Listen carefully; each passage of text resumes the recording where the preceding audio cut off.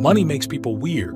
And family? Well, that complicates everything. Co-buying a home with your parents sounds like teamwork, until someone wants a new kitchen and someone else wants to pull equity to buy a boat.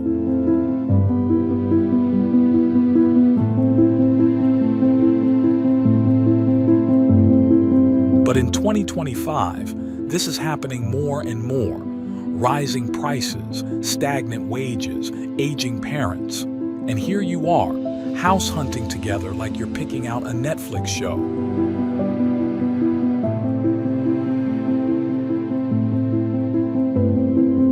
The key?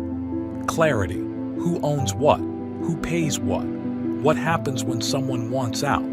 It's not personal, it's paperwork.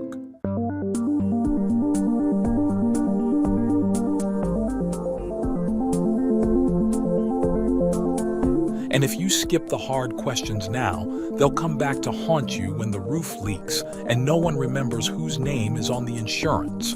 This isn't about trust, it's about planning.